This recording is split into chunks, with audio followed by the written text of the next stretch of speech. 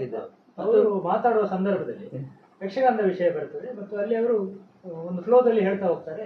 ಯಕ್ಷಗಾನದಲ್ಲಿ ಸಲಿಂಗ ಕಾಮದ ವಿಚಾರವನ್ನು ಪ್ರಸ್ತಾಪ ಮಾಡಿದ್ದಾರೆ. ಇದರ ಬಗ್ಗೆ ಕಲಾವಿದರಿಂದ ಮತ್ತು ಸೋಷಿಯಲ್ ಮೀಡಿಯಾದಲ್ಲಿ ವ್ಯಾಪಕ ಆಕ್ರೋಶ ಬರ್ತಾ ಇದೆ. ನಿಮ್ಮ ಅಭಿಪ್ರಾಯ? ಅವರ ದೃಷ್ಟಿಕೋನದಲ್ಲಿ ಅದು ಅವ್ರಿಗೆ ತಪ್ಪನ್ನು ತಿಳಿದ್ರೆ ಕೇಳ್ಬೋದು. ಅವರ ದೃಷ್ಟಿಕೋನದಲ್ಲಿ ನನ್ನ ಬಾಯಿ ತಪ್ಪಿ ನಾನು ಹೇಳಿದೆ ಅಂತ ಹೇಳೋ ದೃಷ್ಟಿಕೋನ ಅವರ ಮನಸ್ಸಲ್ಲಿ ಇದ್ದರೆ, ಒಬ್ಬ ಮಹಾನ್ ವಿದ್ವಾಂಸನನ್ನು ತಪ್ಪಂತ ಹೇಳಲಿಕ್ಕೆ ನನ್ನ ಹತ್ರ ನಾನು ಅಷ್ಟು ಯೋಗ್ಯನಲ್ಲ. ಆದರೆ ಆ ಮನುಷ್ಯ ಯಾವ ಥರ ಹೇಳಿದೆ, ಯಾವ ಉದ್ದೇಶ ಇಟ್ಕೊಂಡು ಹೇಳಿದರೆ ಗೊತ್ತಿಲ್ಲ. ಅದಕ್ಕೋಸ್ಕರ ಅವ್ರ ಹತ್ರ ಅವ್ರು ಏನು ಯಾವ ರೀತಿ ಇದರಲ್ಲಿ ಮುಂದುವರ್ಸ್ಕೊಂಡು ಹೋಗ್ತಾರೆ ಗೊತ್ತಿಲ್ಲ.